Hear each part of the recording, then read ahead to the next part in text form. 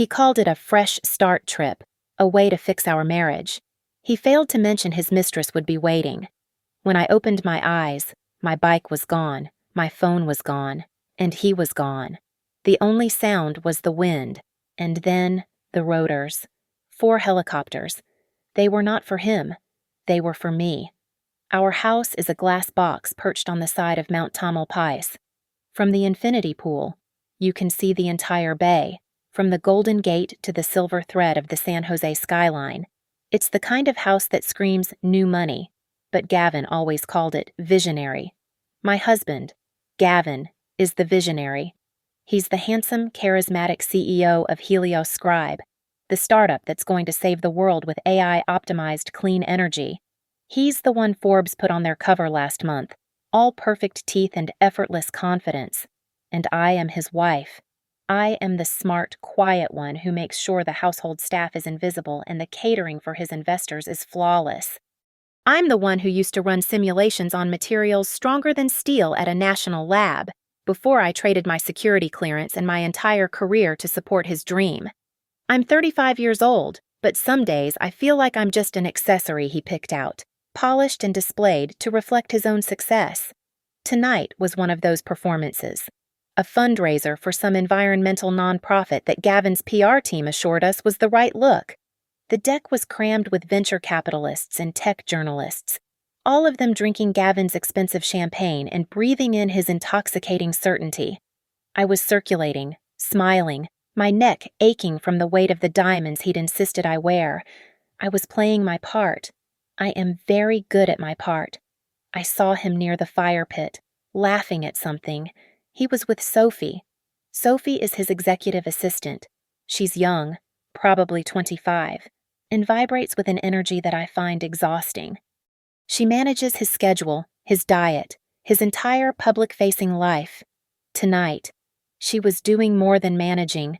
Her hand was on his arm, high up near the bicep, and it wasn't a professional touch. It was possessive.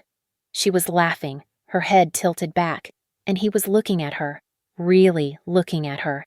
In that way, he used to look at me, that focused, predatory beam of attention that makes you feel like you're the only person in the universe. A cold knot formed in my stomach.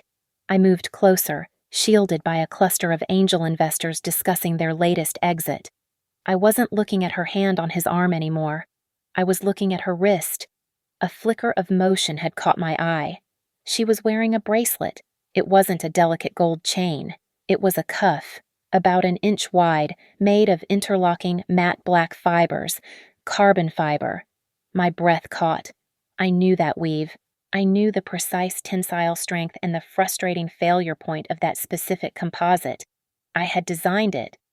It was from my old life, my lab life, a side project. A prototype I'd been working on, a flexible, ultra-lightweight composite for shielding sensitive equipment. It was my work, my intellectual property. I had made exactly 3 prototypes. I destroyed 2 after they failed stress tests. The third one, the successful one, I kept in my personal safe at the lab. When I left, Gavin had supervised the decommissioning of my old projects. He'd told me the lab's lawyers were paranoid about IP contamination. He'd assured me everything was securely incinerated. A clean break, he'd called it. I waited until the guests were gone, until the caterers had packed up the last of the flutes. The house was silent, just the hum of the server rack in the basement and the foghorns in the bay. Gavin was loosening his tie, a satisfied smirk on his face. "Went well," he said. "We probably closed another $2 million tonight." "Gavin," I said.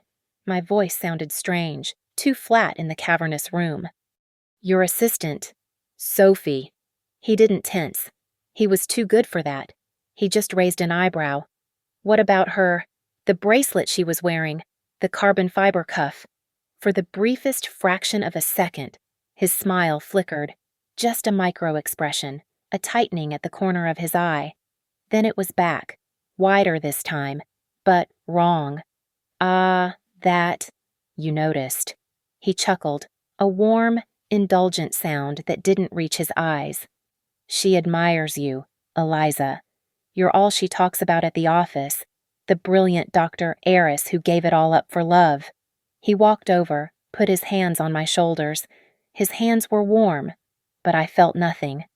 She found the design sketches in the old digital archive, he said, the ones I kept for sentiment. She was so impressed. She had a copy made, a replica. You should be flattered. A replica. The lie was so smooth, so perfectly polished, it slid right over me. But I knew the material. I knew the way the light hit that particular resin. You couldn't replicate that in a weekend shop. That required a clean room and specialized machinery. That required access I no longer had. I looked up at him, at this man I had built a life with. His handsome face was a mask of loving concern. But behind the performance, behind the smile that had charmed billions out of investors, I saw it. A cold, flat, artificial void. He wasn't just lying about his assistant. He was lying about the bracelet. And if he was lying about that, a piece of my work I thought was destroyed. What else was buried in the foundations of our perfect glass house? Gavin's lie about the bracelet unlocked something in me, a compartment I had sealed off when I agreed to marry him, to leave the lab and become the wife of a Silicon Valley visionary, the part of me that analyzed threats, that saw patterns in chaos, that trusted data over emotion. That part of me was now wide awake, and I was suddenly, acutely aware of being watched. It was a feeling, at first. The prickle on my skin when I walked through my own living room. I'd turn, but no one would be there. Then, the physical evidence. Gavin, citing a sudden urgent need for corporate security, had a new tech team sweep the house. Helios Scribe is nearing a 9-figure valuation. Eliza, he explained, his voice smooth and reasonable. We're a target for industrial espionage. We have to be careful. Within 2 days, our minimalist glass box became a fortress. New cameras, small and black, appeared in the corners of rooms I'd never considered sensitive. The hallways, the kitchen, even the deck overlooking the bay. He explained them away as upgrades. But I knew the hardware. They weren't just motion activated. They were constant feed, high resolution, with audio capture. The next night, he came home with 2 new phones in sleek black boxes. A gift, he said, smiling, but his eyes were flat. Completely secure, closed network. No one can listen in. We'll use these from now on. Only these. He held out his hand for my old phone. When I hesitated, his smile tightened. Security, honey. We have to present a united front. He took my phone, the one with all my old contacts and photos, and dropped it into a silver-lined Faraday bag, a digital prison. This wasn't protection. This was containment. He was isolating me, severing my connections, all under the guise of loving concern. He thought he was the only one in this house with secrets. He thought the woman who used to brief generals on classified data had turned into a housewife who only cared about catering menus. He forgot who I was. I waited until 3 a.m, until the house was dark and silent. I knew his breathing patterns. I knew when he was in his deepest sleep. I slid out of bed and went to the basement wine cellar. Behind a rack of expensive Cabernet he only bought for show, I pulled aside a thermal blanket. In a small, lead-lined storage box, the kind I used to transport sensitive drives, was my old laptop. My real laptop. The one from the lab. Gavin had personally supervised the decommissioning of my old office, assuring me all my hardware had been shredded. He never knew I had a personal machine, one that had never once touched his home network. I took it to the main floor guest bathroom, the one place I was certain had no new cameras, and locked the door. I sat on the cold tile floor, the laptop's weight heavy and familiar in my lap. I powered it on. The old, ugly interface of a secure Linux build filled the screen. It was beautiful. I didn't connect to the main Wi-Fi. I didn't have to. I used the laptop's powerful internal adapter to scan the raw radio frequency spectrum inside the house. There it was. His primary network was strong. His new secure phone network was layered. But beneath both, Hiding in plain sight and masked as a faulty smart home controller was a third signal, a hidden subnet, broadcasting on a non-standard frequency. It was pumping out data, not a lot, but a steady, encrypted stream. It was locked down tight. The encryption was a commercial-grade nightmare. It would take a normal system days to even guess the protocol. But as I looked at the packet headers, at the digital handshake, my blood ran cold. I knew the architecture. It was arrogant, inefficient, and sloppy. But it was mine. It was based on a security algorithm I'd designed a decade ago. He had stolen my past to hide his present. I didn't need to crack it. I had the master key. I typed in the passkey, a long string of alphanumeric characters I'd memorized from my old life. The network opened. I wasn't looking for love letters. I wasn't looking for hotel receipts. What I found was worse. It was a directory of file transfers, not emails, not texts. These were massive data packets, compressed and segmented. They were being siphoned, slowly, from the main Helios Scribe R&D servers. They were being sent, piece by piece, to an anonymous offshore server. The final recipient was masked, of course, but Gavin, in his arrogance, had left a financial trail. The server hosting the stolen data wasn't free. The anonymous account used to pay for it was being funded by a series of shell corporations, and the primary signatory on the bank account that fed those shells, the name on the wire transfers that kept the entire secret operation running, wasn't Gavin. It was Sophie. I shut the laptop, the click of the latch echoing in the marble bathroom. The affair wasn't the point. It was just a distraction. This wasn't about sex. This was about treason. My husband wasn't just cheating on me. He was selling something. I spent the next 48 hours in that cold guest bathroom, my back against the locked door, my world shrinking to the 8-inch screen of my old laptop. I reassembled the data packets Gavin and Sophie were leaking from the Helios Scribe servers. They were arrogant. They routed the transfers through the company's own network. So sloppy they thought their hidden subnet was enough to mask it. The files were wrapped in the proprietary encryption Helios Scribe used, but the architecture of that encryption, the logic, the mathematical skeleton, I knew it. He hadn't just stolen my security algorithm for the network. He had built the foundation of his entire company on it. I typed in my old master key. The files unlocked, my screen filled with code. My code, not the carbon fiber design. This was the real one. This was my soul. I wasn't looking at a component. I was looking at the entire source code for Ariadne. Ariadne was my revolutionary grid optimization model. My life's work from the Department of Energy. It was a predictive AI that could manage the U.S. power grid, rerouting energy, predicting failures, and preventing cascading blackouts. It was classified. It was a matter of national security. It was a project Gavin had personally told me, with tears in his eyes, had been canceled 5 years ago. He said the funding was cut, the research deemed a theoretical dead end. He'd held me while I wept, assuring me my genius was just too far ahead of its time. He'd used my grief to leverage my exit from the lab, encouraging me to move on, to support his dream, our dream.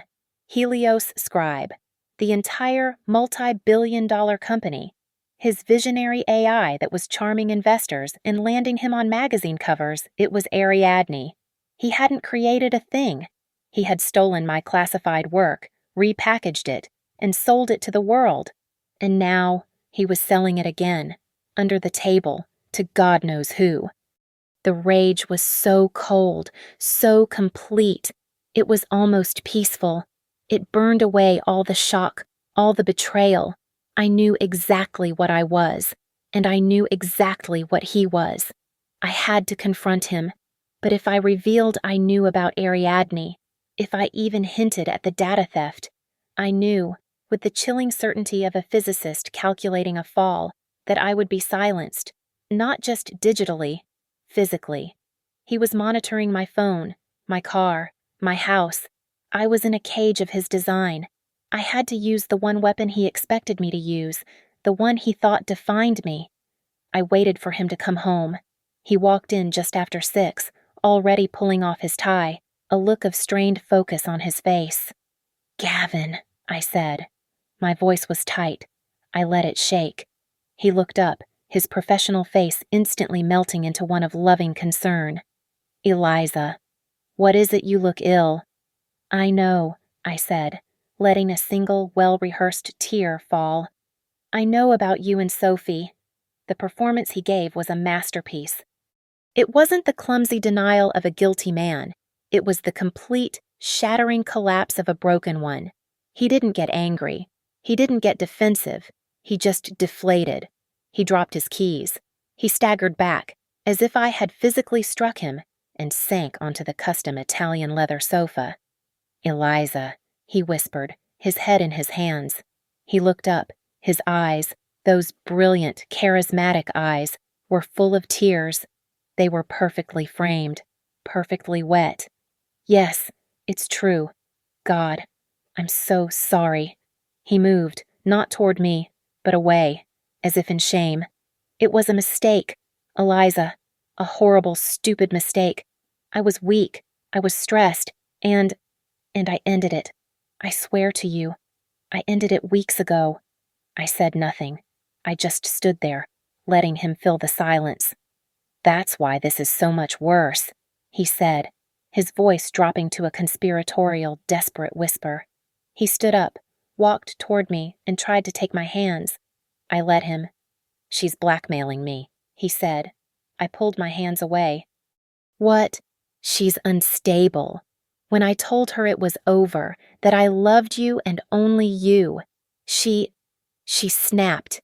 She threatened to ruin me, to ruin us." He ran his hands through his perfect hair, a perfect gesture of distraction.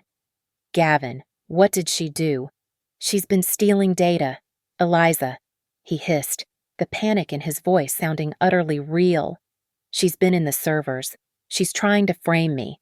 She's downloading sensitive files, trying to make it look like I'm selling company secrets. She said if I fire her, if I expose her, she'll dump it all and destroy Helios Scribe." The sheer diabolical brilliance of it. He was taking his own crime and pinning it on her. He was using his affair as the cover for his treason. He was framing her as the unstable mistress, counting on me to be the jealous, scorned wife who would believe any evil of the other woman. He grabbed my shoulders. His grip was tight, urgent. "I need you to trust me. I know I have no right to ask, but I am begging you. I am handling it. I am gathering evidence to get her, to expose her for what she is, to protect the company, to protect us." "How long?" I asked, my voice a flat monotone. "1 week," he said, seizing the opportunity. "Just give me 1 week. We have to act normal. We have to pretend everything is fine. Please, Eliza, can you do that? Can you stand by me? Just this one last time." I looked into his desperate, lying eyes. I saw the calculation behind the panic. He thought he was playing me, maneuvering me, using my emotions to buy himself time. He thought I was his wife. He had no idea I was his executioner. I let out a slow, shuddering breath. I nodded. "Okay, Gavin," I whispered. "To protect the company. 1 week." The relief that washed over his face was disgusting. He pulled me into a hug, burying his face in my hair. "Thank you," he breathed. "Thank you. You've saved me. You've saved us." He was holding me, but I wasn't there. I was ice. I was stone. He thought he had fooled me. He thought he was in control. He had no idea what he had just unleashed. The 1 week of pretending was the hardest thing I'd ever done. I was an analyst, not an actress. But the rage that had settled in my bones was a powerful motivator. I was living with a man who was actively monitoring me, and I had to behave like the victim he thought I was. I let the cameras in the hallway see me crying. I used the secure phone he gave me to make a tearful, one-sided call to my mother, complaining only of his distance. I knew he was listening to every word.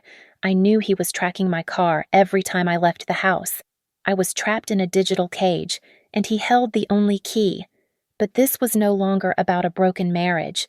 It was no longer about Sophie or the bracelet. This was about Project Ariadne. My code, my classified work, was being sold. This was national security, and I was the only one who knew the truth. I couldn't use any of his secure electronics. I couldn't use my car's navigation. I had to assume that every digital footprint I made was being fed directly to him. I had to go analog. The next morning, I did something I hadn't done in years. I went for a run, not my usual route along the bay, but down, into the town. I told Gavin I needed air. He gave me that strained, pitying smile. Of course, honey, be safe. I ran for 3 miles. My secure phone left conspicuously on the kitchen counter, charging. Once I was out of sight of the house, I ducked into a CVS. I bought a cheap disposable baseball cap and a pair of sunglasses. I walked out the back entrance, into an alley, and kept walking for another 2 miles. I found what I was looking for at a derelict bus stop, a public transit map, faded by the sun. I took 3 different buses, a slow, meandering route that cost me 90 minutes and $6 in change. I was tracking the sun, checking my watch. I was burning daylight, but I had to be clean. I finally got off in a part of Sausalito far from the tourist shops, an old industrial park that was mostly rust and weeds. In the center of a small, forgotten patch of grass, I found it. A payphone. The handset was cracked, the metal cord greasy. But when I picked it up, I heard a dial tone. I didn't have to look up the number. It was a failsafe, a string of digits burned into my memory from my first day at the lab, a number I was supposed to forget and never, ever use. I fed quarters into the slot, my hands shaking. It rang once, a second time. Records, please hold. The voice was flat, automated. I waited. The hold music was a tinny, awful classical piece. Then, a click. The music stopped. A real voice came on the line, a voice I hadn't heard in 5 years, but one I would know in my sleep. This line is for archival requests only. General Thorne, I said, my voice low. A pause. The weight of that pause was immense. He knew no one was supposed to call this number. Who is this Project Ariadne is compromised, I said, cutting him off. I couldn't risk using my name. The maze is open. Another silence. This one was absolute. I could picture him in his D.C. office, a man carved from granite, his mind processing the catastrophic failure that my words implied. He didn't ask how, or when, or if I was sure. He only processed the threat. We are moving, he finally said. His voice was cold, sharp, and had no trace of our old mentorship. This was not a rescue. This was a tactical response. Hawk Hill, 1600 tomorrow. We will secure the asset. Understood. The line clicked dead. He had hung up.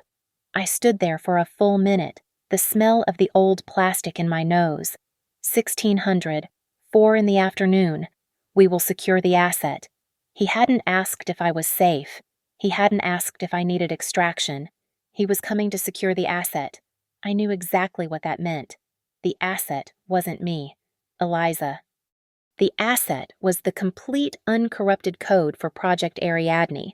The code that I still held, in its entirety, in my head. I was just the shell carrying it. I hung up the phone. Hawk Hill. My stomach twisted. It wasn't just a random coordinate. Hawk Hill was the highest point in the Marin Headlands, the scenic overlook with the postcard view of the Golden Gate Bridge. It was beautiful, isolated, and it was the final, brutal summit of the bike route Gavin and I used to ride every weekend. Our route. The one he always said separated the pros from the amateurs. Thorne had given me a rendezvous, but he had just pointed me to a killing ground. I reversed the journey. 3 buses. A different route. I walked the final mile back to the house, forcing the exhaustion of the journey to look like the emotional fatigue of a grieving wife. When I let myself in, I found him in the kitchen. He was standing by the island, pretending to look at his tablet, but his whole body was rigid with anticipation. "Eliza," he said, his voice carefully neutral. "You were gone for hours." I set my keys down, my hand shaking slightly. I let him see the tremor. I didn't look at him. "I needed to think," I said, my voice hoarse. "I walked. A lot." And he pressed. He stepped closer, entering my space. I could smell his expensive cologne. I finally looked up, meeting his gaze. I let him see the conflict, the pain, the one thing he expected to see a wife heartbroken over an affair, desperate to salvage her marriage. "And I don't want to lose this," I whispered. "I don't want to lose us. If you're really done with her, Gavin, if you're really telling me the truth, I'm willing to try." The relief that washed over him was sickening. It wasn't the relief of a man who had been forgiven. It was the relief of a con artist whose mark had just doubled down. He surged forward and pulled me into an embrace, crushing me against him. "Oh, Eliza, thank you," he murmured into my hair, his voice thick. "I promise you, you won't regret this. It's over. She's done. It's just us now." He pulled back, his eyes bright and intense. That high-beam charisma turned all the way up. His smile was back. "I know," he said, his energy suddenly bright, almost manic. "We need to get away. We need to clear our heads. Get out of this house, away from the company. Just for an afternoon." "Get away?" I asked, playing my part, the wary wife. "Just for a few hours," he said, his hands still gripping my shoulders. "Let's go for a ride tomorrow, just the two of us, like we used to." A block of ice formed in my chest. "A ride. Yes, let's hit the headlands, the big loop. We haven't done that in ages. The big loop, the route that summits at Hawk Hill, the rendezvous point." Thorne's words echoed in my ears. 1600, Hawk Hill. It was a trap. This wasn't a metaphor. It was an ambush. My mind was racing. How could he know had I been followed? Was the payphone bugged? No. Thorne's line was secure. It didn't matter how. He knew. My 4-hour disappearance. My sudden willingness to forgive. It was all too convenient. He must have suspected I knew more than just the affair. He was monitoring me, and my analog disappearing act was a massive red flag.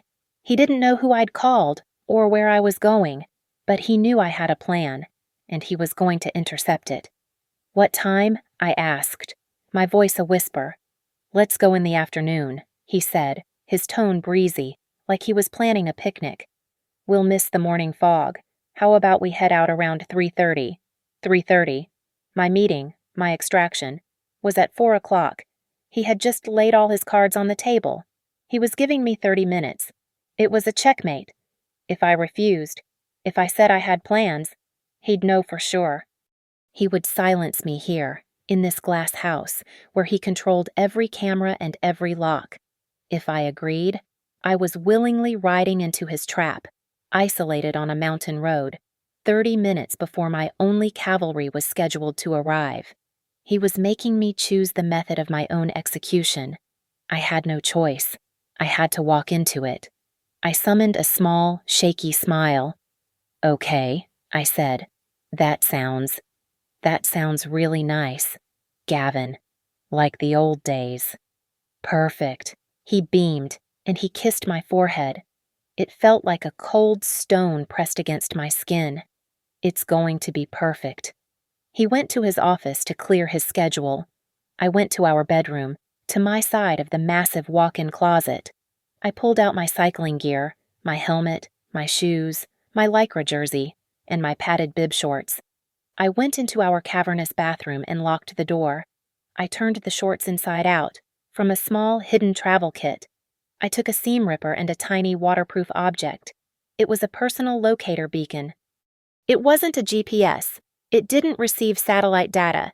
It was analog, military grade, and it did only one thing. When you applied pressure to the center, It sent out a single powerful ping on a secure federal frequency. A simple, "I am here." I carefully opened a 1-inch seam in the thickest part of the foam padding, the chamois. I slid the beacon in, flat, until it was completely buried in the foam. With a small needle and black thread, I stitched the seam closed. It was invisible, undetectable. Gavin thought he was luring his grieving wife to a cliff. He thought he was in complete control. He had no idea I was bringing my own insurance. The click of my cleats snapping into the pedals felt final. The garage door whirred shut behind us, sealing us in the bright, cold afternoon. The ride was hell. It was all uphill, a relentless, grinding climb that usually brought us together in shared misery. Today, the misery was all mine. The air was sharp with salt from the Pacific. The views were breathtaking. The Golden Gate Bridge to our left, the endless ocean to our right. It was a perfect, terrible day. Gavin was setting a brutal pace. He was acting. He was the enthusiastic husband, trying to win me back. "See," he yelled over the wind. "This is what we needed, just us, the bikes, the air." He kept talking, a monologue of our bright future, how Helios Scribe was about to close a new round of funding, how we would buy a place in Tahoe, maybe even one in Italy. He was painting a picture of a life I now knew was built on lies and theft. I just kept my head down, my breath tearing in and out of my lungs, my thighs burning. He was talking about the future, but he was obsessed with the present. Every time we hit a flat stretch, I saw him check his watch, a quick glance at the expensive carbon fiber face. 3:40, 3:45. He was on a schedule, his schedule. We crested the final, agonizing climb. Hawk Hill. The wind was so strong up here it almost knocked me off my bike. It was a desolate, beautiful crescent of asphalt hanging over the edge of the continent. We were the only ones there. The tourist buses were long gone. "We made it," he panted, swinging his leg off his bike. He was smiling, but it was all teeth. And then I saw her. She was leaning against the low stone barrier at the very edge of the lookout, the one that separated the asphalt from a sheer 100-foot drop to the rocks below. It was Sophie. She was not crying. She was not hysterical. She was not the unstable, blackmailing mistress Gavin had described. She was wearing the full, expensive kit of a professional cyclist. Matching jersey, bib shorts, aerodynamic sunglasses pushed up on her head. She looked at me with a flat, bored contempt. She was not a victim. She was a partner. I unclipped one foot, but kept the other in the pedal. Frozen. Sophie pushed herself off the wall and walked toward us, the click-clack of her own cleats loud in the wind. She looked past me, right at Gavin. "She knows. Gavin," Sophie said. Her voice was sharp, annoyed. "I told you. You are always too soft." Gavin did not look at me. He looked at her. The mask of the loving husband, the desperate victim, just evaporated. The smile was gone. The warmth was gone. The man who had held me and begged for my trust was gone. In his place was the cold, hollow stranger from the party. "Eliza," he said, his voice flat, disappointed. "You should have just kept supporting me. It was so simple." Sophie stepped in front of him, taking charge. She walked right up to me, into my personal space. I smelled her perfume, the same expensive, sharp scent that had been clinging to Gavin's clothes for months. "You think you are so smart. Do not you?" she sneered. The brilliant Dr. Eris, hiding in her glass house. That algorithm was ours. It was sitting in a digital grave. You abandoned it. "It is Department of Energy property," I said. My voice was low. My training kicked in. De-escalate. Observe. Stall. I started to instinctively back away, my bike still between us. My right hand, hidden by my body, moved down, pressing against the padding of my shorts, my fingers searching for the small, hard outline of the beacon. Property. Sophie laughed, a high, ugly sound. It was a theory on a government server. It took my money to make it real, to build the company, to make it worth something. It was my money, she shrieked, the wind catching her voice and throwing it out over the ocean. She didn't just push me. She lunged, a full-body ram, aiming her shoulder at my chest. The scream of "my money" was still in her mouth as she made contact. The force was incredible. It was pure, adrenalized hatred. I was still clipped in, my left foot locked to the pedal, my right foot on the asphalt. I had no leverage, no balance. The bike, my body, the world, it all became one unstable, top-heavy object. I couldn't unclip. My foot twisted uselessly against the spring. I tipped, not falling onto the pavement, but sideways, over the low stone barrier, over the edge. I didn't fall clean. I hit the slope, a steep, terrible cascade of loose gravel, scrub brush, and sharp rock that led down to the real drop, the sheer 300-foot cliff to the ocean. I was still attached to the bike, and it was a terrible anchor, pulling me down, accelerating my fall. I was rolling, tumbling, the sound a horrible, grinding rush. The sharp scree was tearing through the thin lycra, shredding the skin on my palms, my elbows, my knees. I felt a sharp rock open a gash in my thigh. I fought to free my foot. I kicked, I twisted, and finally the cleat snapped free from the pedal. I was free from the bike, but I was still sliding, gaining speed. Instinct took over. I dug in my heels and my hands, my nails breaking, my raw palms screaming. My fingers closed around something solid, a root, thick and dry, jutting from the unstable soil. I grabbed it. I held on with all the strength I had left. The stop was brutal. It nearly ripped my arm from its socket. I was dangling, my body hanging in space, my feet finding no purchase. Below me, just a few yards, the gravel slope ended, and there was nothing but air and the sound of waves crashing, impossibly far below. I looked up. The effort was agonizing. Gavin and Sophie were standing at the top, on the solid asphalt of the lookout. They were looking down at me, just two dark shapes against the bright, indifferent sky. Gavin's face was a mask of cold, clear calculation. There was no panic, no anger, no concern. It was the face of a man checking an item off a list. He didn't offer a hand. He didn't move. He calmly reached into the back pocket of his cycling jersey. He pulled out my secure phone, the one he must have lifted from my own pocket at some point during the ride. A subtle bump, a faked adjustment. My blood ran cold. He had planned this, every single step. "You won't be needing this anymore," he said. His voice was perfectly calm, barely audible over the wind. With a final, deliberate press of his thumb, he powered it off. The screen went black. He slid it back into his own pocket. "And your bike," he added. He walked over to my lightweight carbon bike, lying on its side at the edge.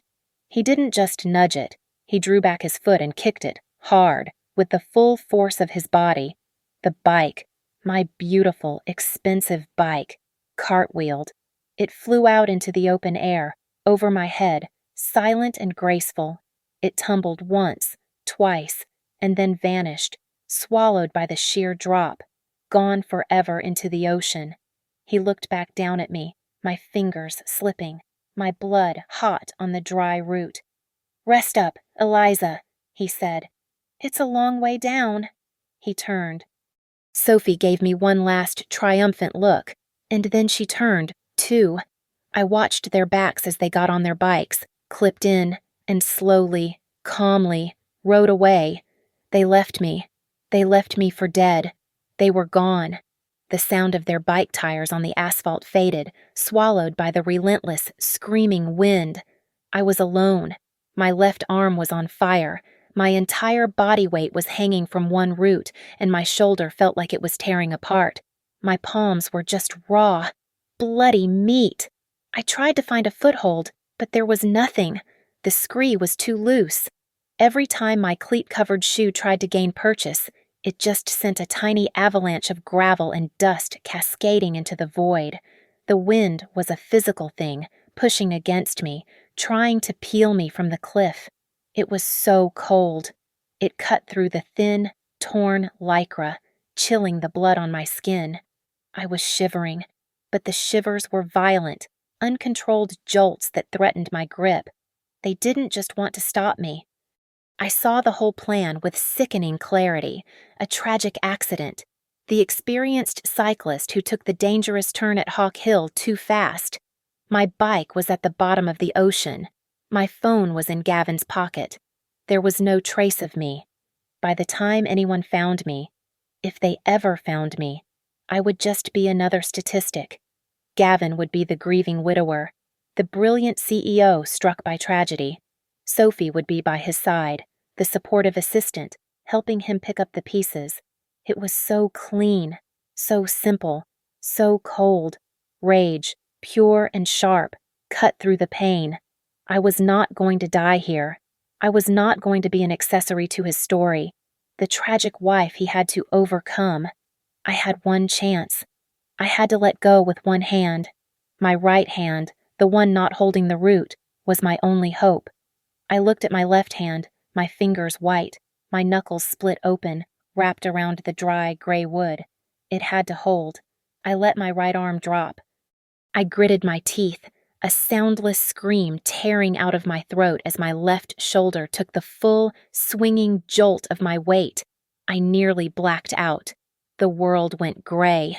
No. I forced my eyes open. I focused. My right hand was numb. My fingers were torn and clumsy. I brought my hand to my hip, fumbling with the shredded fabric of my shorts. I just had to get to the padding. My fingers felt like clumsy frozen sausages. I couldn't feel the seam. I couldn't feel the beacon. Panic, cold and sharp, rose in my throat. Had it fallen out? Had I lost it in the tumble, I jammed my hand harder against the foam, moving it desperately. Come on, come on. Feel it. There. A small, hard, flat-edged object, deep inside the chamois. It was still there. Now I had to press it. It wasn't a button. It was a pressure-activated plate, designed to avoid accidental triggers. You had to mean it. I needed leverage I did not have. I jammed my right hand, palm down, against the spot. I pushed. Nothing. My hand was too weak, my fingers too torn. I had to use my body. In one, agonizing, desperate move. I swung my hips in, slamming my body against the cliff face. I drove my right hip, the spot with the beacon, into the hard, unforgiving rock, using the rock as the opposing force. I felt a sharp pain as the beacon ground into my hip bone, but I pushed harder, gritting my teeth. I was trying to create a circuit, to press the plate. I did it again, a desperate swinging lunge. Please! And then I felt it. Not a click, but a small tactile give under the fabric, a haptic feedback, a tiny crunch that signaled activation. The ping was out, a single digital scream for help, on a frequency only Thorne would be listening for. I hung there, panting, my body a ruin. Crack! The sound was not the wind. It was sharp, close, right by my ear. I looked at the root. A new, white, splintered line had appeared. It was splitting. The wood was giving way. My heart stopped. No, not now. Not after I did it. The root groaned, a low, tearing sound. The gravel under my feet slid away in a rush. I was going to fall. I closed my eyes. I heard a sound. It was not a siren from the road. It was not the crack of the root. It was a sound I had been hearing my whole life, living in the hills of Marin, the distant sound of a news helicopter, maybe, or a tourist flight. But this was different. It was low, rhythmic, and heavy. Thwump, thwump, thwump. It was very far away. I opened my eyes. The root was still holding. I listened. The sound wasn't fading. It was getting closer. It was a heavy, percussive beat, a heartbeat in the sky. And it wasn't one. It was more. It was a deep, resonant thwump, thwump, thwump that was starting to vibrate in my chest. The sound was no longer distant. It was a physical, pounding force, a vibration that I felt in my bones, through the rock. The thwump, thwump, thwump was not one sound. It was four, layered on top of each other, a rhythmic, angry thunder that filled the sky. I twisted my head, looking up, not toward the road where Gavin had fled, but up, over the top of the ridge. The first one crested the hill. It was not a red and white Coast Guard chopper. It was not a news helicopter. It was black, matte black, with no call signs, no markings. It was a heavy, serious machine, a UH-60 or something like it, the kind of hardware that does not do sightseeing, and right behind it, a second, a third, a fourth. 4 black helicopters, flying in a tight, tactical formation, appearing over the ridge like a judgment. They were not searching.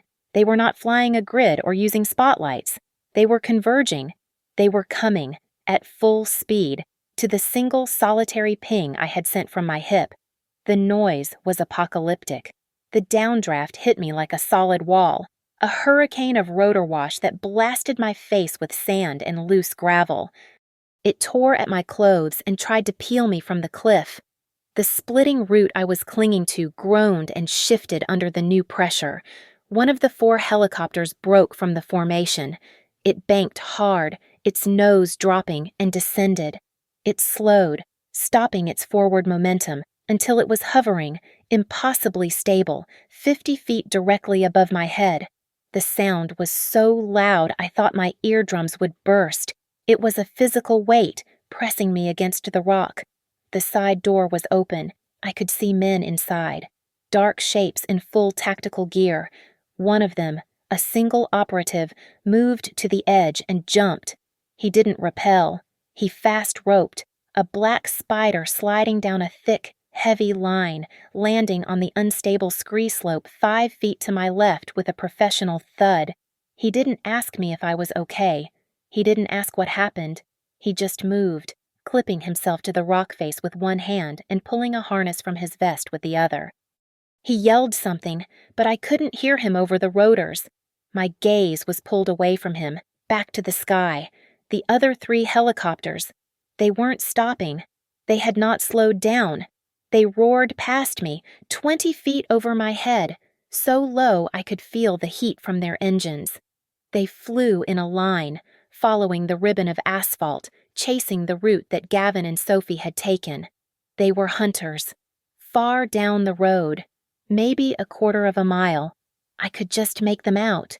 2 small specks on bicycles, pedaling hard. They must have heard the noise. I saw them stop. I saw them look back. Tiny figures frozen in disbelief.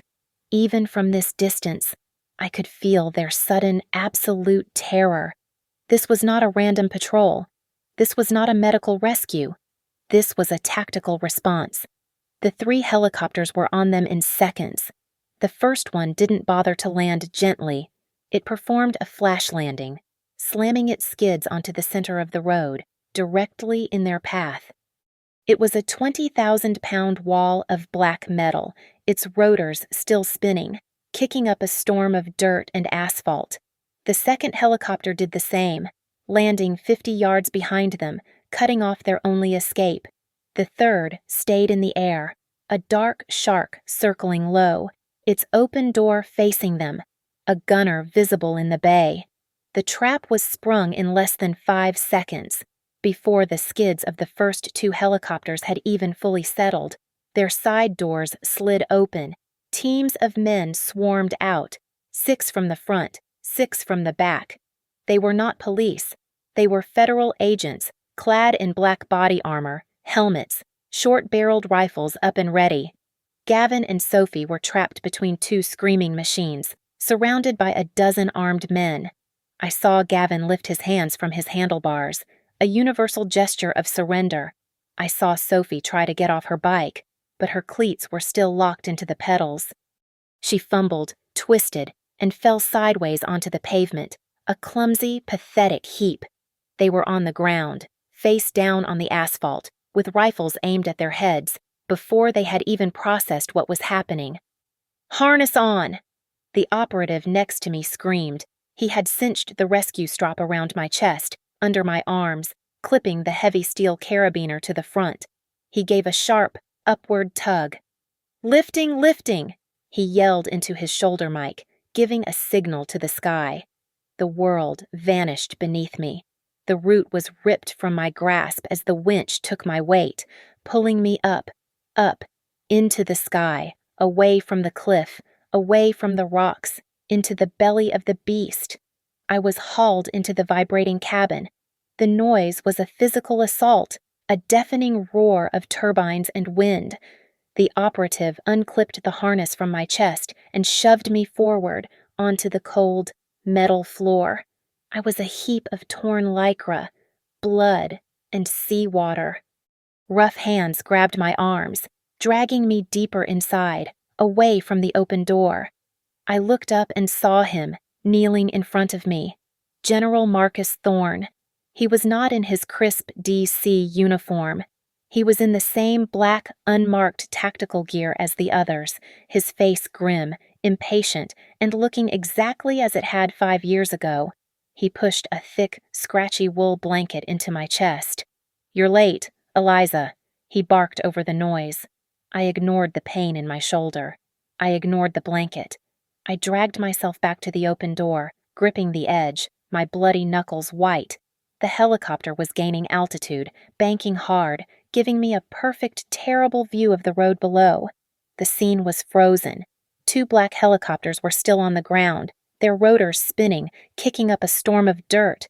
The third one circled lazily overhead, a shark guarding its kill, and in the center of it all, Gavin and Sophie.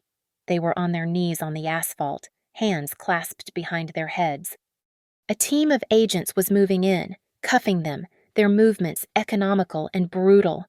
"Them," I whispered, the wind tearing the word from my mouth.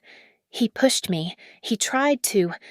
Thorne pulled me back from the edge with one arm, his grip like steel. "We saw the assault! Doctor!" he yelled. "The asset is secure. That's all that matters." I collapsed back, the cold of the floor seeping into me.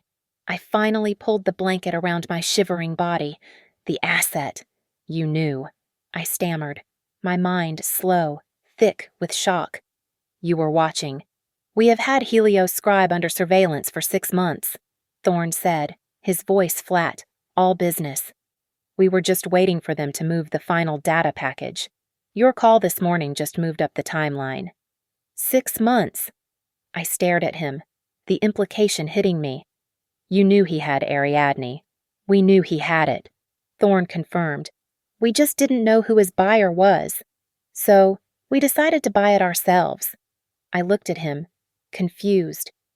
The pieces were not fitting. "The blackmail," I said, the words tasting like ash. "Gavin. He told me Sophie was blackmailing him. He said she was unstable, that she was stealing the data to frame him." A cold, thin smile touched Thorne's lips. "The blackmail was real, Doctor. He just got the blackmailer wrong. We were the anonymous foreign buyers. My team has been the one applying the pressure, pushing him to accelerate the final transfer. He staged that entire performance for you, the confession, the plea for help, to cover his own treason. My God, it wasn't just a lie. It was a secondary-level deception, a play within a play. He wasn't just stealing from me," I said, the scale of it finally crushing me. "Your husband and his partner," Thorne said, correcting me, "were not just thieves. They were committing high treason. They were attempting to sell a Tier 1 national security algorithm to an unknown foreign power. They were selling the keys to the entire United States power grid. Sophie wasn't just his mistress. Doctor. She was the primary foreign agent, the broker. She made the first contact. Your husband was just the talent she recruited."